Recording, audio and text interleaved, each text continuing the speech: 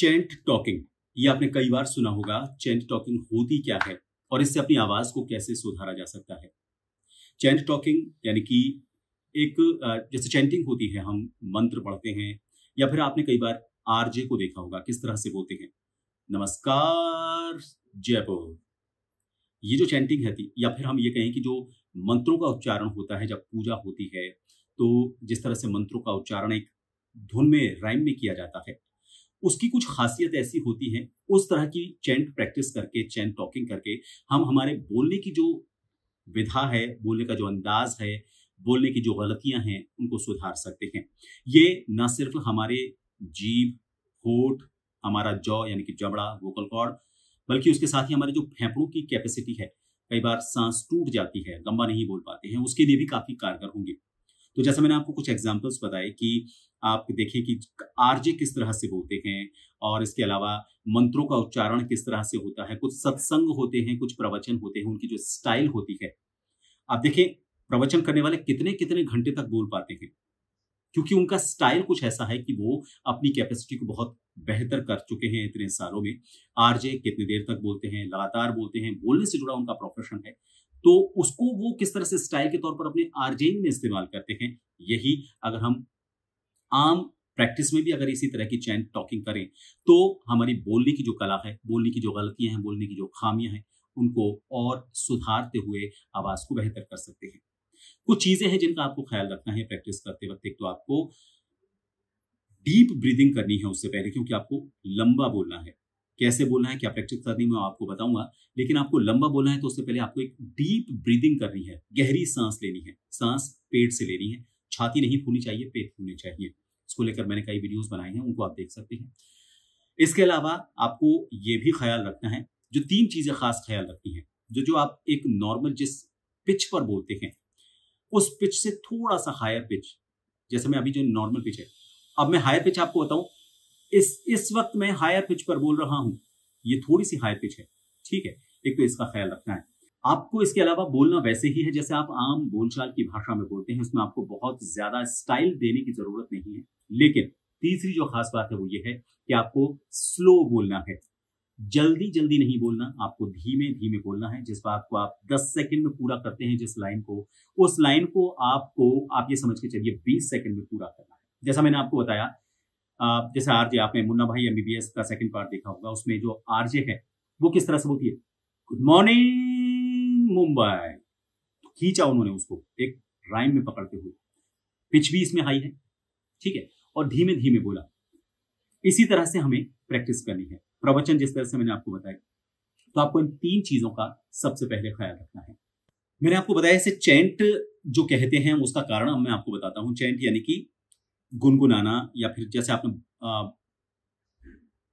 बुद्ध धर्म वाले जो बौद्ध होते हैं, उनके जो संत होते हैं, वो किस तरह की चैंटिंग करते हैं, आपने सुना होगा, एक टोन पर वो हमिंग करते हैं और मंत्रों का उच्चारण करते हैं। ये उसी तरह से हुआ जैसे हम किसी किताब को कविता की तरह पढ़ें।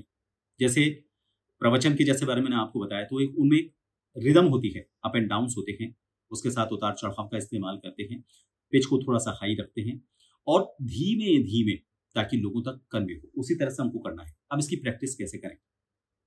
इसकी प्रैक्टिस करने के लिए सबसे बढ़िया तरीका है कि आप एक किताब उठाएं।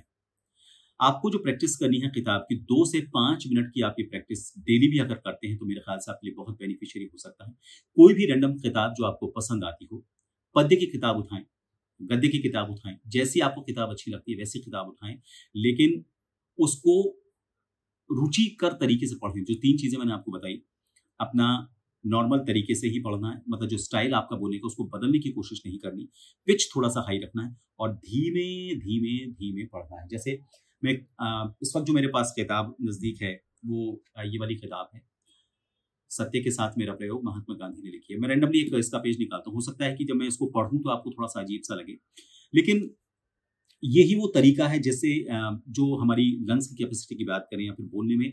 हाँ, एक बात और चीज, इसमें आपका रिदम टूटना नहीं चाहिए। ऐसा नहीं है कि आपके बीच में ब्लॉकेज आ रहे हैं या फिर आपको आवाज को ब्रेक करना पड़ रहा है।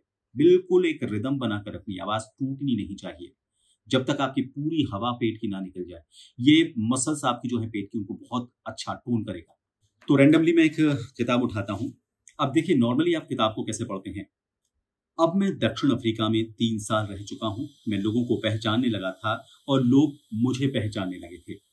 अब मैंने आपको 3 चीजें बताई। एक तो आपको अपना पढ़ने का स्टाइल, जैसे नॉर्मल आप बोलते हैं वैसे ही बोलना है, लेकिन पिच थोड़ा सा हाई रखना है और स्लो करना है। इन तीनों चीजों को कैसे अप्लाई करना है, देखिए। जब मैं दक्षिण अफ्रीका में 3 साल रह चुका था, हो सकता है आपको हंसी आए, लेकिन ये वास्तव में कारगर चीजें हैं। जैसा आपने कई बार देखा होगा कि पुराने जिस वक्त हमारे कैसेट्स हुआ करते थे, वो कई बार अटक जाती थी, तो इस तरह से हमारी वो जो गाने थे वो इस तरह से बड़े अजीब तरीके से धीमे धीमे चलते थे। ये कुछ उसी तरह से है। आगे बढ़ते हैं। मैंने 6 महीने, इसको इस तरह से नहीं पढ़ना।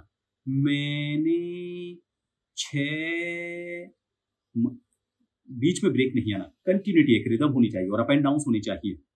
मैंने 6 महीने के लिए देश जाने की इजाजत मांगी। जब आप नॉर्मली बोलेंगे तो इसको मुझे लगता है कि 5 सेकंड में आप इस लाइन को खत्म कर सकते हैं, लेकिन आपको चैंट स्टाइल में, चैंट टॉकिंग जैसे होती है, अब आपको ये लग रहा होगा जैसे मंत्रों का उच्चारण होता है उसी तरह से, लेकिन उसमें जो रिदम है उसी रिदम को हमको इसमें मेंटेन रखना है। ठीक है, एक रैंडमली एक दूसरा और पेज लेते हैं। कुटुंब के साथ ये मेरी पहली समुद्री यात्रा थी। 3 चीजें मैंने आपको बताई, उनका हमेशा ख्याल रखना है।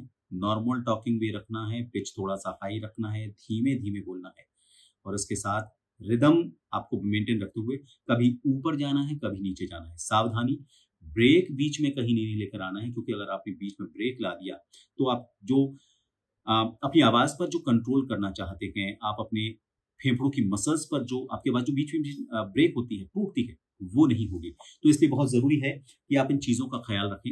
ये हो सकता है कि आपको थोड़ा सा अजीब लगे, लेकिन आपके मसल्स बोलने में जो इस्तेमाल होते हैं उन सभी पर किस तरह से आप कंट्रोल कर सकते हैं। जैसे मसल मैन जो एक्सरसाइज करते हैं, एक तो होता है जल्दी जल्दी वो वेट को उठाते हैं, एक होते हैं वो धीरे धीरे वेट को उठाते हैं और धीरे धीरे वेट को छोड़ते हैं। जो प्रोफेशनल बॉडी बिल्डर्स होते हैं, प्रोफेशनल जो एक्सरसाइज करते हैं, जिम करते हैं, उन सभी को आप देखें वो धीरे धीरे उसको एक्सरसाइज को करते हैं। वो इसलिए ताकि वो मैक्सिमम टाइम तक उस मसल को एंगेज कर सकें, उस मसल को इस्तेमाल कर सकें। इसलिए उन मसल्स को आपको अपने कंट्रोल में करने के लिए देर तक बोलना है, ब्रेक नहीं करना, पिच थोड़ा हाई रखना है, लेकिन धीमे धीमे बोलना है।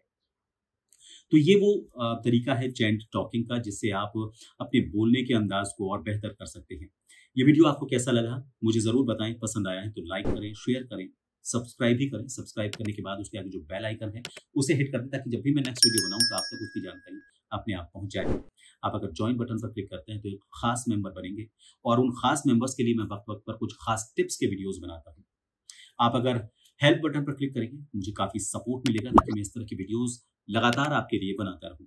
आप अगर इस विषय के बारे में कुछ कहना चाहते हैं, इस टॉपिक के बारे में, इस वीडियो के बारे में, या फिर नेक्स्ट मैं किस विषय पर, टॉपिक पर वीडियो बनाऊं, उसके बारे में मुझे कुछ कहना चाहते हैं, बताना चाहते हैं, कमेंट बॉक्स में लिख सकते हैं।